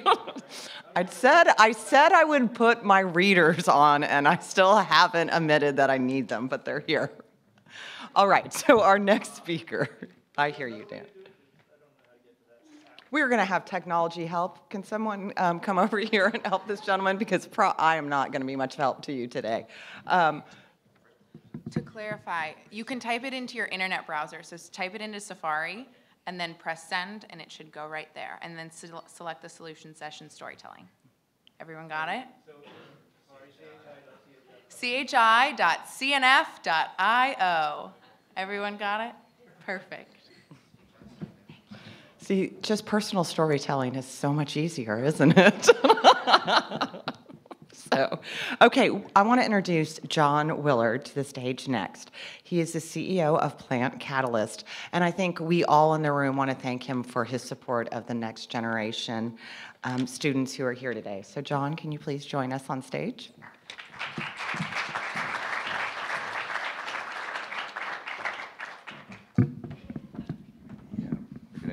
Thank you. Thank you all, and thank you to my fellow South Dakota State University grad, Cheyenne, and all the next generation people. It really is a tough act to follow because they all have really great stories, so I appreciate the opportunity to work with them last night. My name is John Willard III. I am CEO of a South Dakota-based company that sells a product called Plant Catalyst. Plant Catalyst was invented by my grandfather, Dr. John W. Willard Sr., in 1965, and it is a water additive that helps farmers grow crops in a more sustainable manner by increasing crop yield and reducing the plant's dependence on toxic fertilizers. If you want more information about the product, you can go to our website at plantcatalyst.com. But I'm here to talk to you about my family story, because my family story is really about vision, passion, and perseverance.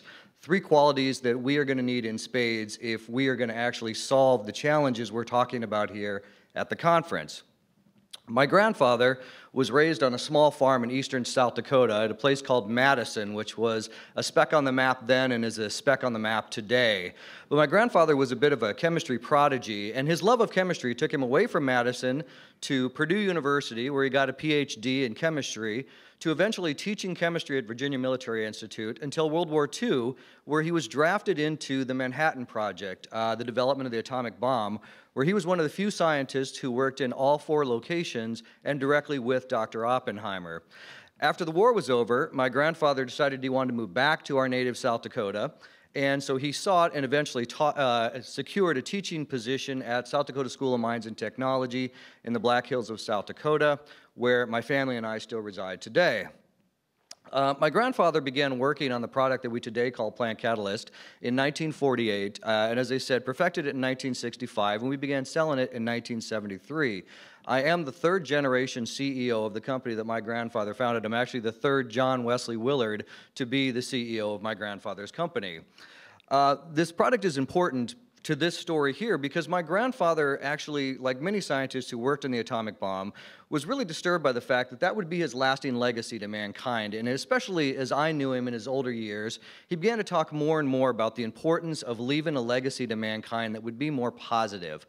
And to that end, he was very passionate about poverty, insecurity, food insecurity, and inequality.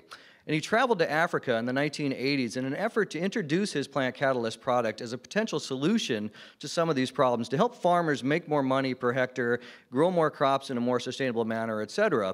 But my grandfather was ultimately unsuccessful in achieving that goal, and it was something that bothered him to the end of his life, literally to the week before he died. He was discussing that failure. So when I took over as CEO, one of my primary goals was to bring my grandfather's dream into the reality. So in 2015, I partnered with a good friend of mine, Joe McClosey, who had had extensive experience in international aid, and we began to formulate a plan of attack to move into this industry. We went to DC in fall of 2015, and we met with USAID officials, members of Congress, NGOs, pretty much anyone who would take a 5-minute meeting with us. And out of all of those meetings, we found one person who really could see with vision what we were trying to do and what we could do. And he became a champion, and to this day is still a really good friend of ours. And he eventually talked us into coming out to Zambia. And we went to Zambia in spring of 2016 to add our product to their Profit Plus program that they were running in Zambia. And the hope was that we would then get some demonstration plots, we would get some research done, we would actually be able to work on farmer training, and would help us figure out how we could actually adapt our product and our business plan to developing nations. Unfortunately, the day after we arrived, they were told that their funding had been cut and that the program was no longer going to be in existence.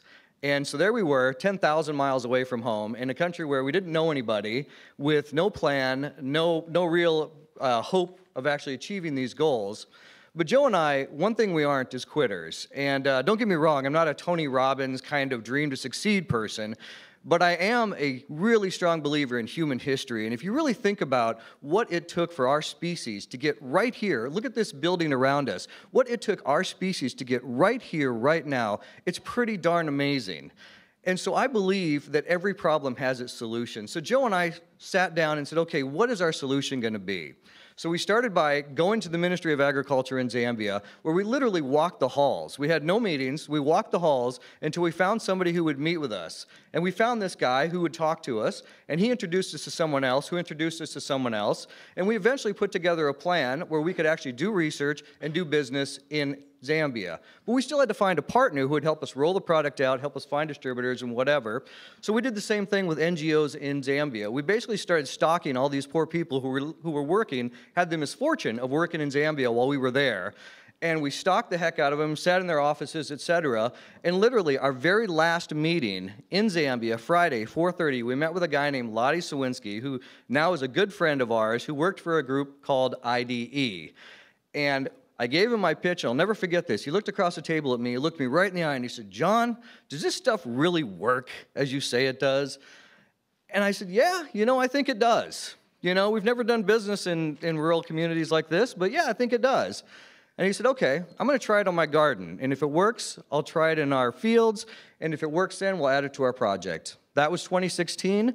Last year, we finally got approved for sale in 2018, and we sold 8,000 liters in Zambia in the last year. We are now expanding that model to Nigeria, to Zimbabwe. We have research projects in another half dozen countries. And with a lot of luck, we're going to achieve my grandfather's dream. My grandfather's dream will become a reality, and our small South Dakota business will actually play a role in solving world poverty, world hunger, and food insecurity. And I think that's pretty damn cool.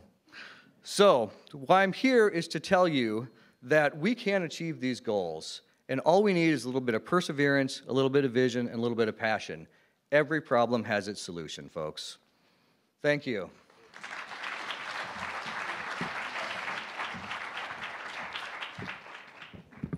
Thank you, John, so much. Oh, it's okay, I can crouch, don't worry. So, thank you for following my bad instructions, but following what was behind me, because we did get stories, so I feel compelled to read one. So, I'm so glad we have a Peace Corps volunteer in the audience. I was a Peace Corps volunteer in Senegal in 1975, poor village with rain-fed ag, sorghum and millet, one well, women spent all day manually hauling water. 40 years later, I visited my village to find irrigated rice being sold and trucked to markets. Prosperity had arrived. Schools, water points throughout the village made drinking water available. Vegetable gardens and nutrition was available. So that just proves how agriculture stems. When you have an agriculture system in place, everything follows: education, health, and infrastructure. So thank you for sharing that story. And we have Vicki Espinosa next. She's a next generation delegate. She's a PH candidate in water resource management from the University of California, Marist.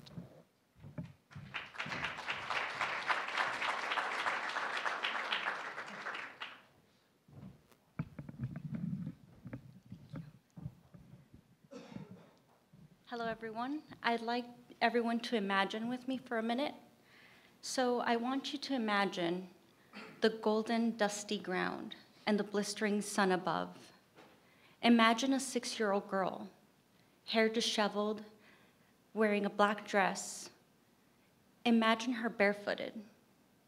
Imagine her thirst, her lips cracked like the bare soil that she stands on. Imagine her mouth parched. Imagine she cannot eat and hasn't eaten for days. Imagine she cannot bathe because the water coming out of her faucet is a dark caramel brown and is too toxic to touch, let alone drink. Imagine that she hasn't eaten because the very little money that her parents have, they must use to buy bottled water. Imagine she cannot run around freely like many healthy children because she suffers of asthma due to the poor air quality in her community. You might imagine this little girl lives somewhere in Latin America or South Asia, but this isn't imaginary. This little girl could be from Dos Palos, Tranquility, or East Porterville, small communities in the heart of San Joaquin Valley, California. The San Joaquin Valley contributes to 2% of the economic revenue of the nation. It produces 400 different commodities and is the most agriculturally productive region in the state of California. Yet, it has the highest percentage of children living in poverty.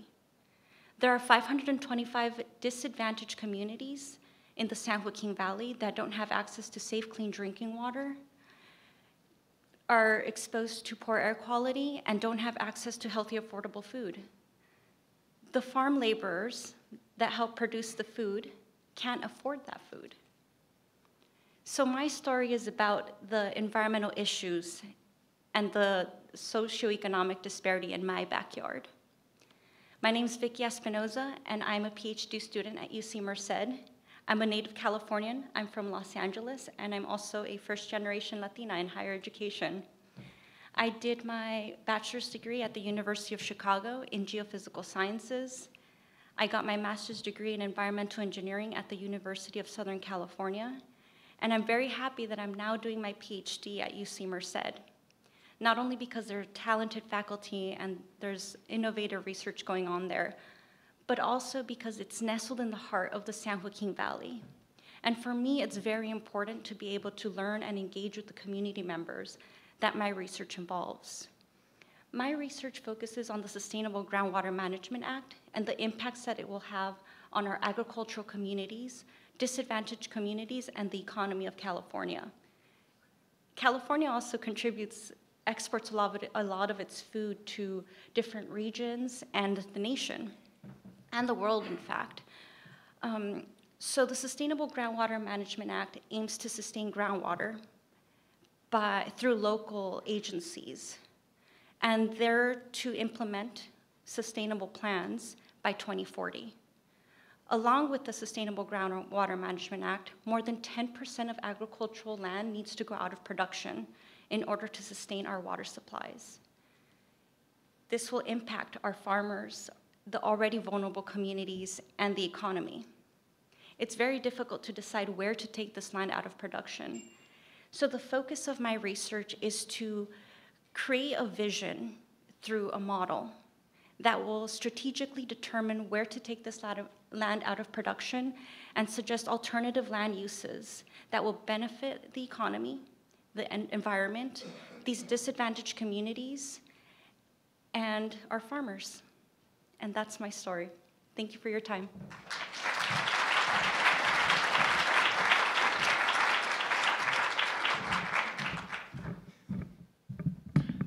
Vicki, that was a wonderful story. Thank you for sharing. And I'm going to continue with a mini story in the United States. Growing up in Wyoming, I could see how valuable water and irrigation was to agriculture.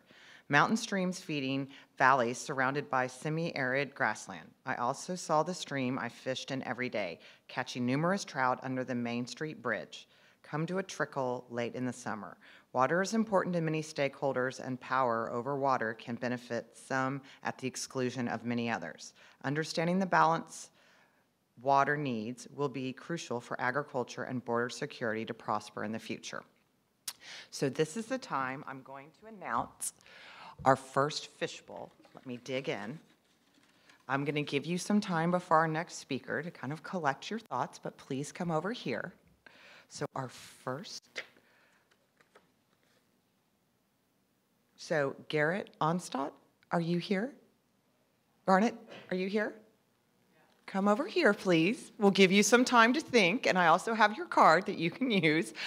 Next, I want to introduce Roger Throw. He probably needs no introduction. He's one of the best storytellers. He is a senior fellow for Global Food and Agriculture at the Chicago Council of Global Affairs.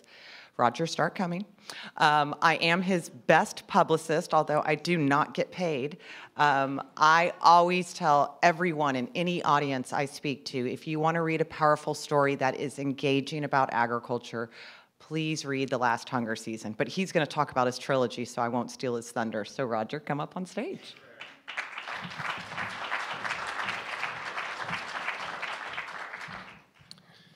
Thank you, Julie. Yes, the check is not in the mail. I have $2 on me. I can do that. First, as a journalist, I wanted to welcome you all to the National Press Club.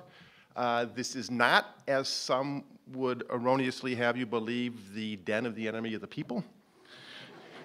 It is the symbol of freedom of the press, freedom of speech, which is what we're celebrating in this storytelling session. So just wanted to get that straight. That's the editorial. Now for the story. Brenda Kulu, she was so proud of her son, Aaron, her infant son. This boy, he was robust, thriving from the time of birth. He was about 8 pounds at the time of birth. So estimated the traditional birth attendant that delivered him in her little hut in northern Uganda. In the weeks and months following that, he was developing well, growing, thriving. His development markers were all kind of on par. Brenda was delighted with this. It was rather extraordinary in her area of northern Uganda, where childhood malnutrition and stunting is about 50% of the children under 5 there, are heading up to 50%. Throughout Uganda, maybe 30% or so. So she was all smiles. And she was from the time that I first met her. I was reporting, doing the reporting for my most recent book of the Real Hunger Games trilogy. Book called The First 1,000 Days. It's following moms through the first 1,000 days in India, Uganda, Guatemala, and Chicago. Was drawn to Brenda from our first meeting because she had this big smile on her face, a radiant smile, and she was very open. But I soon found, in talking to Brenda and others in the community, people of her family, that the smile basically hid, was a mask, a disguise for a very deep sorrow in her life. She had lost her first child, also a son, within the first 2 weeks after birth. He had contracted an infection at the hospital. Immune system was compromised, low birth weight, and soon passed away. So there's very deep tragedy and sorrow in her life. When she became pregnant for the second time, a year or so later, she was determined to do everything possible that this next child would get off to the best start as possible in life. Particularly on the nutrition front, because she figured well, maybe that was something that was missing. So her nutrition. The organization Harvest Plus, with its biofortification, had come to her village. In the meantime, she was growing the orange flesh sweet potatoes rich in vitamin A. She was growing the high iron beans, higher iron content, vitamin A, iron, essential, so important for moms during their pregnancy, while they're breastfeeding, for the children when they start eating solid foods. She was not selling this food, she was consuming it herself as she was being instructed and advised. So she figured her pregnancy's going really well. Aaron is born, he's this robust boy. Continues to thrive. She's so proud and happy. Everybody in the neighborhood's coming by, wait, look at this boy. What'd you do, Mom? She's telling her story, how important nutrition is. She's so happy she's showing off her child to whoever is interested. She goes to her home village, which is maybe a bike ride, 20 minutes, a half an hour away, so not far. She gets to her village, her family, her parents, her siblings, neighbors, knew her growing up, come, they're admiring the boy. Shortly afterwards, someone rushes into their little compound of houses with the news that an old man in the village had become very sick. He'd come down with dysentery. Suddenly, that celebration over Aaron turned to panic and kind of great distraught nature. Everybody knew kind of how quickly something like dysentery would spread and diarrhea. The word was that it had come from the well water. And it was an old well, hand-dug well. It was water that was just surfacing from the ground. It was in a field not far away. Almost everybody in the community was using that. Cattle was there, cows, goats, sheep were being tended to there. They defecated in the area. The boys, the children, the old men who were tending the cattle, they did the same. All that seeped into the ground, got into the groundwater. One case of diarrhea or dysentery leads to another, leads to another, leads to another. Sure enough, within the next afternoon, Brenda's sister gets sick, dysentery. Brenda falls ill. And then her robust little boy becomes listless, has fevers, chills, diarrhea, vomiting. He has diarrhea, and he's very sick. So panic sets in. Brenda's wondering, am I about to lose my second child as well? I've been doing everything right on the nutrition front. How could this be? These few sips of water for the family, particularly for little Aaron, sets him back so badly. The grandfather, Aaron's grandfather, gets the family bike, rushes off to the clinic. Brenda stays at home. She's recovering there. Grandfather, grandmother, they are tending to Aaron overnight. Fortunately, in those clinics in rural Uganda, elsewhere in rural areas in Africa, dysentery, diarrhea is one thing they know how to cure. Aaron recovers. But it was such a traumatic lesson to Brenda that when I had gone back a couple of months after that, and I asked her, so I'm going back and visiting these families every couple of months, so I go back, and I say, how's Aaron doing? And she said, his development has stopped. I was so worried about him. And then she tells me the story, and she starts sobbing, and her shoulders are heaving. And eventually she calms down, she gets more analytical about the water. And her lesson through all this, of everything you do on the nutrition front, it can be so badly set back by just a couple of sips of bad water. It's the age-old dilemma of development all over the world. One step forward, 2 steps back. Progress can be so easily undermined by others. So it's just a traumatic lesson for Brenda and for me. Hearing that, the book was going to be about the importance of nutrition in that period. What I quickly learned with Brenda then is that it's everything. It's the water, the sanitation, the hygiene, the infrastructure, the government, the general health system around. And the lesson then that I try to convey in the book, voiced by Brenda, is that everything has to work together. As development people, we got to break down the silos, smash them, be aware that everything is there, and that the moms know that instinctively, and we need to know that instinctively and intuitively as well. So thank you.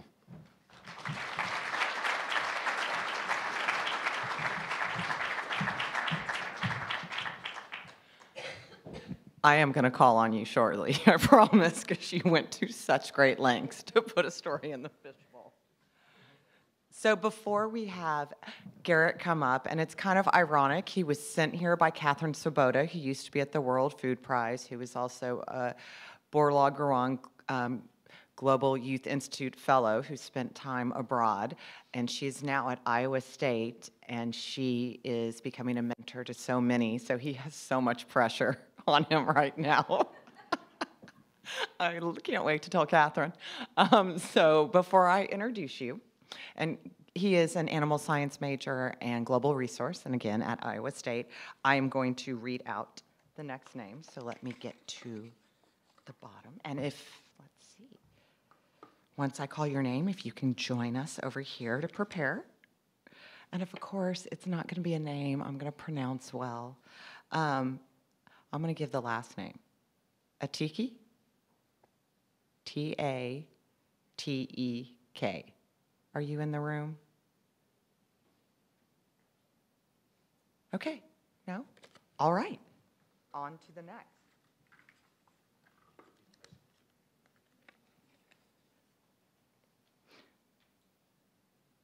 So, Mick Scuttle, are you in the room? Schulte. God, I am good. Schulte. Are you French? You're from the World Bank. This so explains this. So will you come over here? I will bring your card. And Garrett, will you come up on stage? No pressure.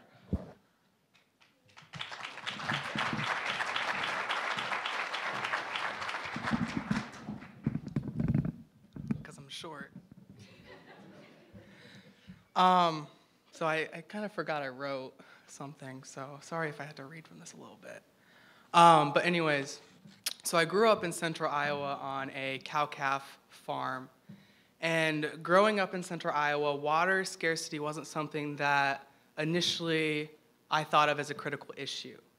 Because we had a pond or we had a stream, which never really ran dry. But if they ran low, then we would have automatic water with well water. And if that somehow stopped working, tap was another option, right? So there we always had these steps that we could rely upon.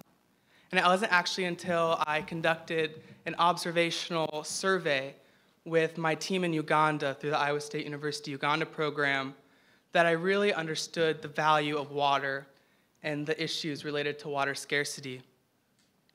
There, I saw farmers and children spending hours a day collecting water from the nearest borehole or shallow well.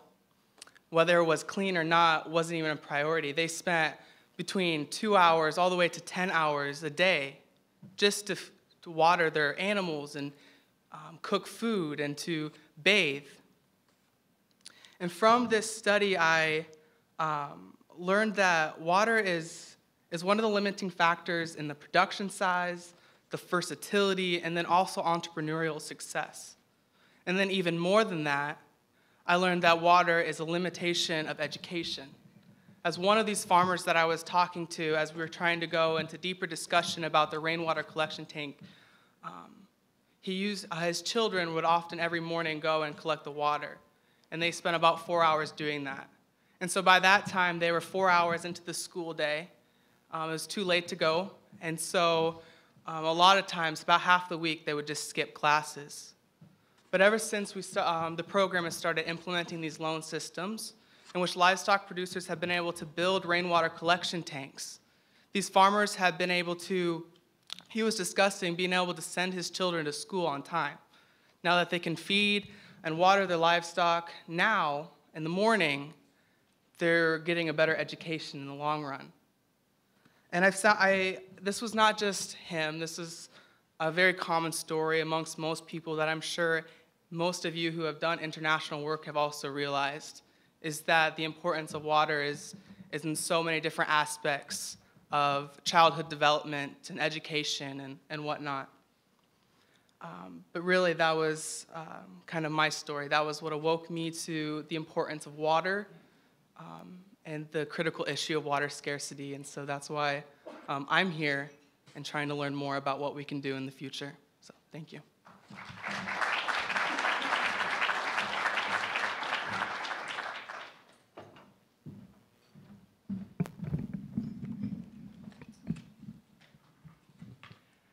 Okay, I'm going to call the last name, and this is going to be a shocker. Hold on. Martin, it's you, Martin Fisher from Kickstart, which you will have a great story. So come over here. Over here. We have one more. I'm not going to even introduce the gentleman from the World Bank because he's made up a name. So if you'd given me his real name, I could have pronounced it. But please, part of his story is about his name, so please come up. I'll slouch, I swear. It's okay. It doesn't have to come all the way up.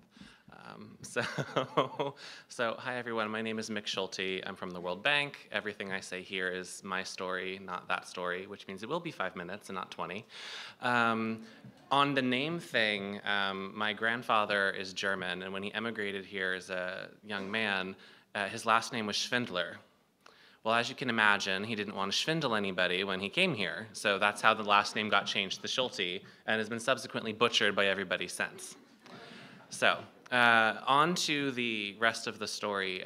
For me, food and water is not something that I naturally was born caring about because it was always so plentiful.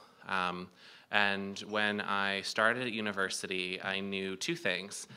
Number one, I really did not want to go to school in my state of North Carolina.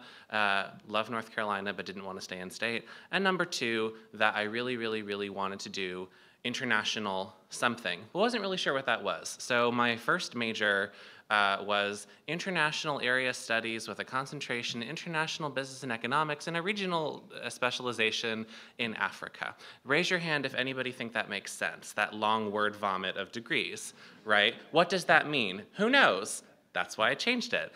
So I went on a study abroad trip to Cape Town, South Africa.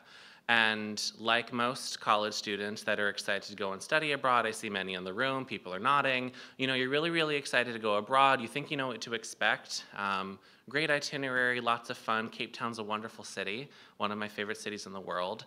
And you're standing on top of Table Mountain that you hiked up in a rainstorm and thunder and lightning. And when you're 2 meters tall, lightning is scary. And you look down off of Table Mountain and you can see the beautiful jewel of the city, and then you look beyond it, and that's where there's all of the informal settlements. And that's really the first glimpse of vast equality issues and lack of access to food, to water, to housing, to opportunities, to livelihoods. So when you come down off of Table Mountain, and I went into some of these informal settlements as part of my research, and you meet with families. And I'll never forget this. She was this tall.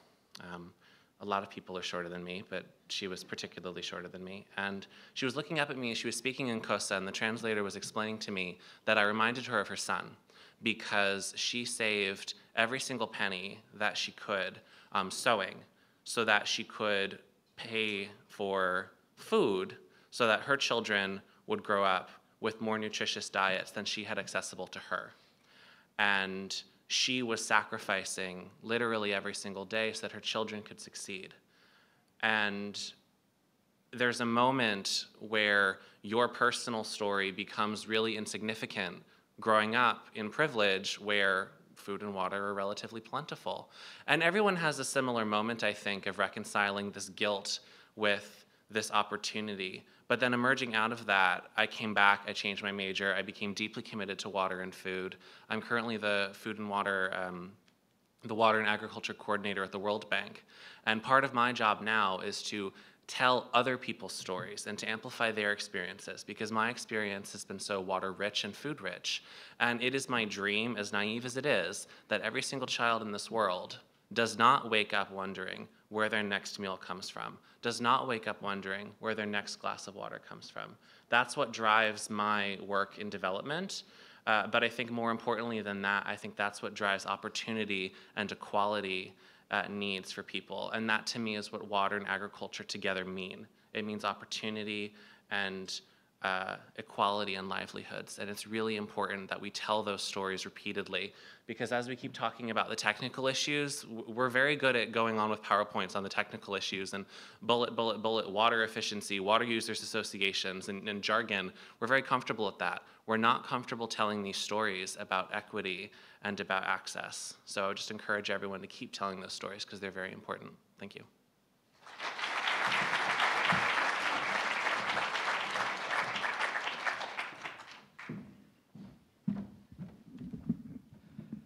That was wonderful. Thank you. I'm glad I got your name wrong and called on you. So it just so happens Martin Fisher, the most tenacious of everyone in the room to get a story, will be our last speaker, but hold one moment. Thank you. I'm just going to wait a few more seconds. Thank you for all your stories. I didn't get to read them all, but I just want to say a lot of you submitted stories of women in Guatemala and what happens when their whole life focuses on walking and getting water and how they can't pay attention to nutrition and other things. We had stories from Kenya that were about how water is a justice issue and a political issues. We had another story from someone from Africa, and I'm so glad that you put this in here, that we can't come in with just our Western values and try to solve a problem for you.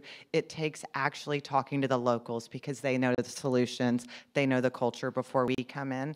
And then powerful story from Nepal about seeing what the deforestation did because the moisture in the topsoil had been lost and the respiratory illness it caused to the people who had actually owned the land at one time but had been turned over to larger landholders and companies. So really powerful stories, all very different. So thank you for sharing, and I'm sorry I couldn't read them all. Martin, the stage is all yours.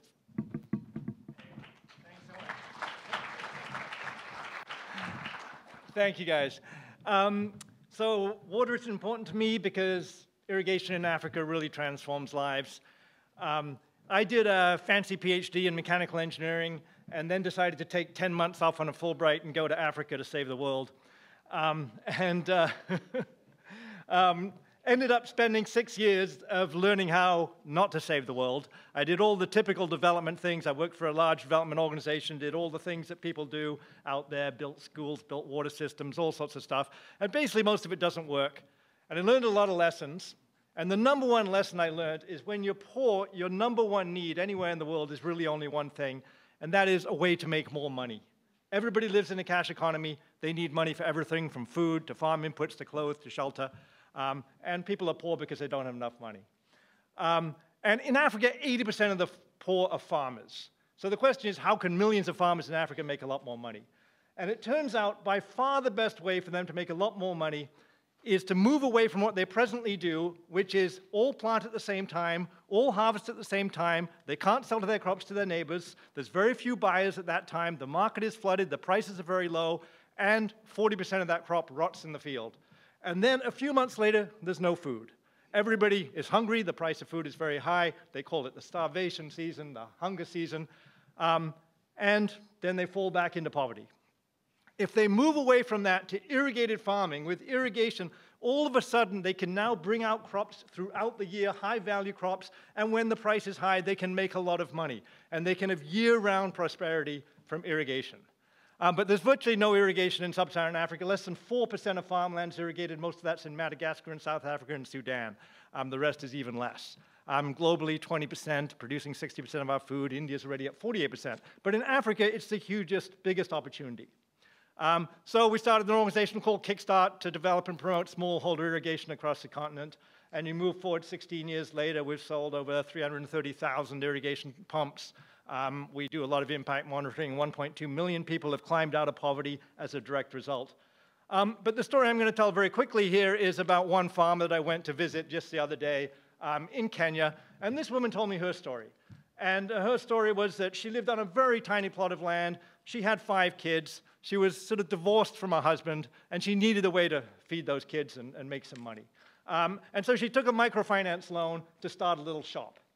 And she loaded up her little shop with all the stuff from the microfinance loan. The very first night she got robbed, she lost everything. And the microfinance organization started chasing her, "Where's our money?" And she said, "I can't." And so she went for a walk, and she went down into a valley close to her house, and she saw that there was shallow groundwater there. And she rented a little plot of land in that valley and took a bucket and started irrigating a few kales in that little valley to try to keep a family alive and selling them throughout the year. And then she saw one of our human-powered treadle pumps and managed to afford that, about $150. She bought one of those. She told me that she then worked with the kids. She sent all her kids to primary school. She sent all her kids to secondary school with the money she made. She rented a larger plot. She sent her kids off to technical college, and this was over the course of about 10 years, 15 years with that pump. And then she was left, and she'd still renting that land. She was left, and she could no longer use the pump because she needed 2 people to use the pump, and she was getting a little older. And her kids were all off working in the city. So then she said, "Okay, let me try to buy a petrol pump." And she went to try to buy a petrol pump, but it was too heavy. She couldn't carry it down into the field, and so she decided not to buy it. At about that time, she met us promoting our newest low-cost solar pump, which is a portable solar pump, and we're developing prototypes of that, and this was one of the early prototypes. And we had a pay-as-you-go system on it so that she could basically lease it to own it. And so she decided to buy one of those things. She put it on her back. She could carry it down by herself into the valley, and she started irrigating again. And she was telling me about all the money she's making and the huge amount of extra money she makes by selling tomatoes and even maize in the off-season. So she was back happy, and I said, well, what are you going to do now? And she said, well, my son is coming to visit me in 2 weeks. He's in Nairobi, and he's a carpenter, and he's making a part-time job on carpentry. And she says, I am making so much more money than he is. When he comes back, I'm going to tell him how much money I'm making, and I'm going to convince him to come back and work on the farm with me now. And this is my story about how irrigation completely transforms lives. And we've seen this story played out again and again and again and again. Like I say, 1.2 million people now we know are irrigating and have climbed out of poverty. So thank you.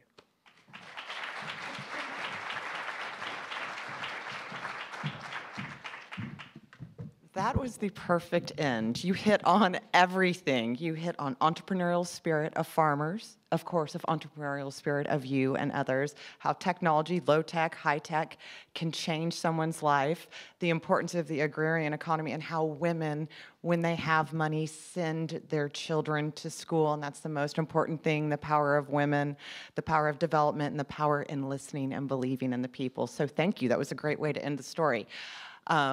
Thank you for being here. We want to see a double this room next year. This has been so powerful. I didn't get to all your stories, but guess what? You have all today and tomorrow at the Chicago Council of Global Affairs. We do have great networking and coffee breaks. Please share your story, although we didn't get to share it. Write a blog, put it up on Twitter so people can read it. You can still share it. There's so many ways to share it and talk on airplanes. I keep falling into this crack. But I want to thank all of you. I want to thank the Chicago Council for building this. It's so great. They happen to tell me that some of their best stories that the media talked about came out of your own personal stories last year. So that is the power of what you can do for agriculture. My grandfather's last words, many of you know, and it was Norm Borlaug, was take it to the farmers.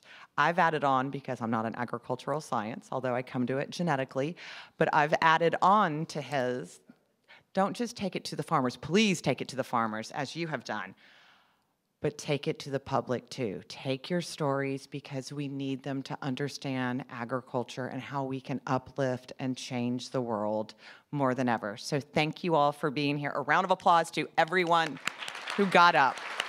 Thank you. And we are closed.